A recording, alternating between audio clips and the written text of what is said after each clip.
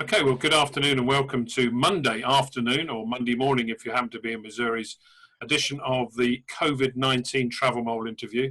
And I'm absolutely delighted to have on this interview today, I have Renee, who is from St. Louis, Missouri. We have Christy, who's from Independence, Missouri.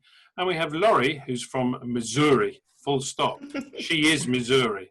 She is Miss Missouri 2020, and she is from the Missouri State Tourism Board.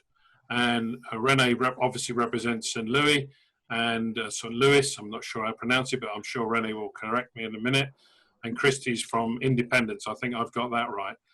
And the ironic thing about this interview is that today, this very day, had COVID-19 not come along and kicked us up the backside, I would actually be driving through Missouri on a little break and getting to know the state a lot better. And I think this evening we would have been rolling up in Independence and laying our heads on some of those very comfortable pillows. So, ladies, welcome to this interview at Travel Mole. Thank you. Thank you. Thank you. Laurie, perhaps you can start off by telling me, Missouri, and like many, many tourism destinations around the world, has done pretty well in the last 3 or 4 years. What do you put that down to? What's unique about Missouri? Let's talk about it as if there was no coronavirus, that Okay. freedom of travel was readily available.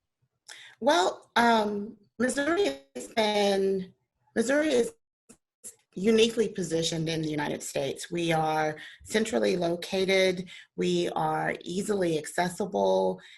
We offer a lot of value for your dollars or your pounds, so that when you come to Missouri, you have lots of opportunities to have unique experiences from our big cities of St. Louis and Kansas City. And Kansas City wasn't able to be here with us today, but I'll work in a few points about them as I go along. To small towns, wonderful outdoor scenery. We have such a wide variety of things that people can see and do. And so we think that's part of what makes us attractive to travelers. Of course, for Europeans and your UK listeners and viewers, we've got Route 66, and we know that that is on many, many people's bucket list.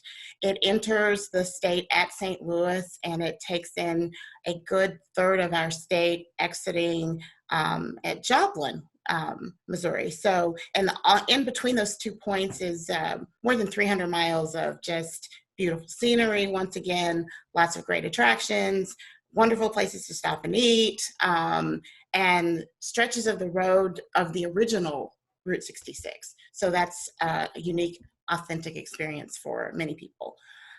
All of those things make Missouri a wonderful place to come visit. We have been actively promoting to the UK for the past 20 years, and many of your viewers and listeners were very familiar with Donna Cordell Gray, who repped us for many years. Unfortunately, we lost her in December, and she had been working this market for 20 years. And a lot of our success is attributed to Donna. That's very nice. Of course, I knew Donna as well, and she's greatly missed by people of this side of the Atlantic as well. But one little question about Route 66 is Americans always say route when you're talking about it, but you never say Route 66, do you? You know what? I have a couple people in my office that say Route 66, and I always look at them like, what? If I were you, I would banish them from the office forthwith. I'll be sure and let them know that. But I think a lot of it is due to the song, Get Your Kicks on Route 66. And so most of us say Route 66. What's so great about Missouri, as I said, you're taking in about a third of it as you're traveling the destination. And it's not but maybe an hour or two for you to jump up to Kansas City and out to Independence to take in that as well. So you can get the full Missouri experience and then jump back on the route and continue. Marvelous. It sounds good. I look forward to doing that. Now, absolutely. One of the things that, unfortunately, I have to spoil the party somewhat, is there is this thing called the coronavirus around at the moment, which is annoying lots of people and causing lots of, unfortunately, death and illness. and it has put a kibosh, as you English expression, on travel. But looking to the future, the research would suggest at the moment that the destinations that will win in the early stages of recovery are those that can show themselves to be safe, those where you can explore the open lands, the open spaces, if you like, and where you can properly social distance and people have taken care to ensure your personal safety. How do you think that your destinations are going to handle it? Have they handled it already? What do you see as the future? Perhaps, Christy from Independence, perhaps you could answer that one first. Well, Independence is the beginning of the Oregon, California, and Santa Fe trails. And so there's lots of trail history to be able to go out and explore. A lot of really great outdoor locations. And then we have Civil War battlefields that you can look at. And then all of our historic homes and museums, we're limiting access to those. So it'll be kind of like private tours almost, and ensuring that that safety is the #1 priority. Cool. And Renee, you face a slightly different challenge in representing a city in St. Louis. Yes. What are you thinking about as far as the immediate future is concerned? In St. Louis, we're taking actually some great steps. Explore St. Louis, who I work for, is the tourist board for the city and the county. We're working with all of our different partners segments. So we meet with the hotels all by, by the computer teleconference. So we meet with the hotels. We meet with restaurants. We're meeting with attractions. We're meeting with transportation companies. And we started doing that when COVID first started taking its foothold in the U.S. And in our area. And then what we've now moved into was not just updating on what was going on, but working actually on task force. So going to the hotels and saying, what are you going to do behind the scenes, the back of the house, to make it safe? What are those procedures and everything look like? We're working with the transportation companies on the same thing, not just ride shares, but the bus companies, the actual mass transit companies in St. Louis, and then doing that also with our attractions. And then we take those give backs that they give us through these conference calls, and we actually take them to the Board of Health in St. Louis. And they're helping us vet those of what we need to do to keep our visitors and any visitor, local or from out of St. Louis, safe when they come to St. Louis and any part of the region. So those are the steps we're taking. It's a long process. We're not there yet, but when we're ready to reopen, I think we will be there. We will have the right things in place to make sure the visitors do feel safe and that they are being taken care of. Cool. Graham, if I could jump in here just one quick second. What Renee mentioned, a lot of that is being fed back up to us on the state level. And we are on the state level doing lots of the same thing with our partners throughout the state. We have calls through one of the associations once a week. Our Missouri Tourism Commission actually has created a task force that is taking a lot of that information and feeding it up the chain to the governor's office.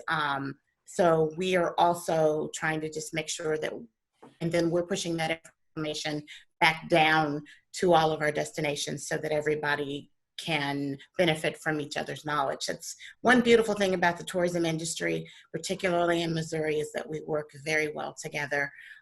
We share information, and we have made it a priority to keep in touch with each other through this. That's very good. Now, one of the challenges, of course, will be once you feel you are in a position, or even before you're in a position to offer personal safety to visitors to the state and to your particular destinations, is marketing that image, is actually getting that message out. Have you thought about that? I'm not looking for business here. I'm really looking for the practical steps that you may be able to undertake, and probably at a state level, I would think, Laurie, that would be saying, come to Missouri, you're going to be all right, kid. We may not say quite like that. We have participated recently in some research that's looking at consumer sentiment. And last Monday, we had another one of these webinars where we pushed all of that information out to our destinations to share that. We know people are looking for places that make them feel comfortable. We know that consumers are concerned with safety, as you said. They're also frustrated right now. And some people are facing economic uncertainty. So when it's time and when it's appropriate, we will be sharing messaging about affordability. Missouri has great wide open spaces again, so that's a great opportunity for people to get out and enjoy the outdoors and be able to physically distance. And we're easily accessible, so we think that people will feel more comfortable because they can get in their cars and they can drive, which will make them feel more in control of their journeys. Sure. One of the things that I've picked up from some research, and I get it every day from various organizations, but one is that people that do have money, the top of their priority list, once they get a safety thumbs up from everybody, is to travel. Maybe not initially internationally, but if they can feel safe, that would be included as well. But I also get a feeling that people are looking and perhaps will be more appreciative of tourism and travel. They may be really, really feeling a sense of joy and privilege about visiting, say, for example, a destination like Independence, which I've never been to.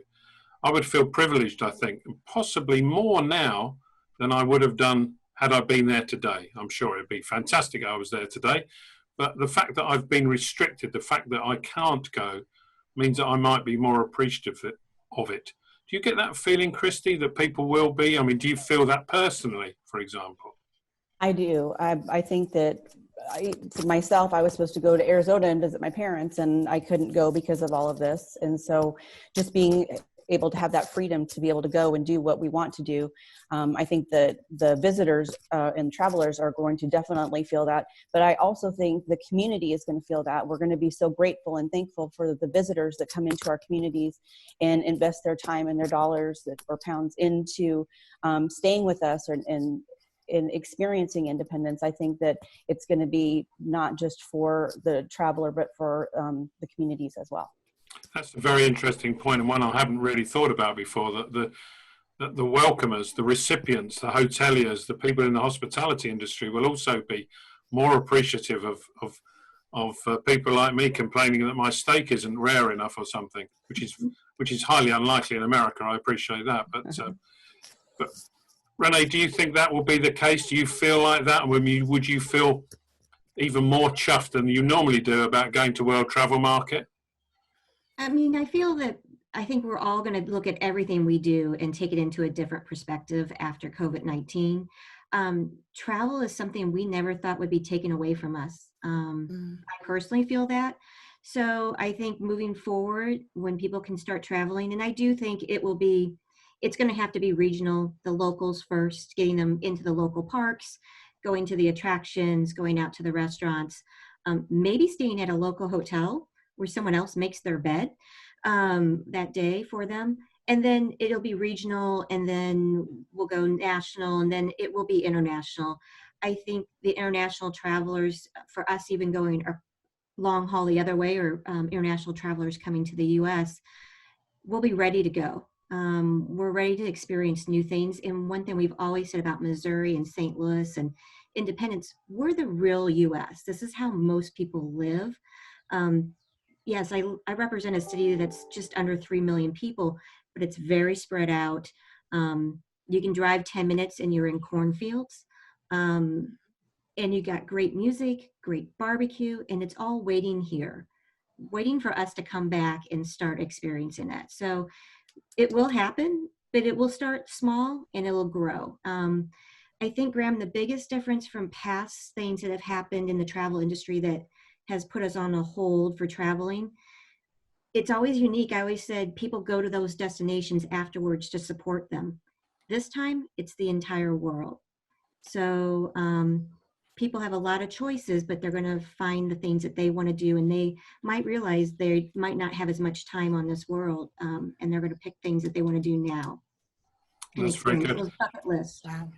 Laurie, obviously travel and tourism is a much, much more important sector of the economy across America, across the world, than it was even 10 years ago during the financial crisis, or 12 years ago. Certainly. I presume that's the case in Missouri. Does your governor put tourism as a fairly high priority in terms of getting the economy going again? Because tourism has such a high multiplier effect in the economy, in the sense that, you know, you spend $1 and it will create $5 other dollars and create 5 jobs. And it's the sort of stuff that we hear from Brand USA every time they have a chance to put that message across, like at IPW or World Travel Market. Does your governor and does your state government feel like that? And do you think that they, therefore, if they do think like that, that they will put their hands deeper in their pockets than they already have to support tourism? Well, we are very fortunate that Governor Parson has been a big supporter of tourism even before all of this started. Previously, he was our lieutenant governor and he served on our tourism commission. So he has a pretty close look at what we do and he appreciates it. Missouri, like several other states, has a constitutional amendment to balance the budget. And so that means when revenues don't come in up to projections, people take cuts and they have to spread the pain around. I firmly believe that he and our legislature are very committed to helping us do the very best that we can. They recognize how important tourism is to the economy. I think now that we are regularly feeding them data about how our segment of the industry has been hurt, particularly hotels and restaurants, they see it even more so, and it correlates to the decline in revenue that we're seeing in the state coffers. They absolutely understand it. I'm confident they'll do the best they can to support us. And of course, there's a social aspect to tourism as well, isn't there? A massive aspect to it. But even if you're talking about local tourism, there's a social aspect to it, in that people want to get out. Mm-hmm. You know, our job in tourism and travel, including mine, is to bring people together. Coronavirus is the opposite of that. So it's our job to really to bring people together from a social and mental health point of view, I would think. So I hope that those things are taken into account when the day comes, of how much and when and who gets some extra funding, because I think it's very, very important. I know we would be biased in that, but I think that's important. Just one word, Christy. You said you were going to go to Arizona to see your parents, but you couldn't. Just a little warning, there's lots of electric storms there at the moment, so be careful. Absolutely. Well, I think that's pretty much it. I think that's it's not it. I could speak for hours and hours about Missouri and what you're doing, but I think that for this particular interview, and I think it would be a good idea if we maybe revisited it towards the end of the month or the beginning of June, and see where we're at with Missouri and how you've progressed, and if there's an easing of lockdown and facilities and features are reopened. So ladies, I would like to thank you, Renee, Christy and Laurie. Thank you very much for your time. And I very, very much look forward to seeing you face to face and sharing a glass of wine. Sounds wonderful. Thank you. Thanks, Graham. Thank you Okay, very much. Thank you so much. Bye-bye. Bye.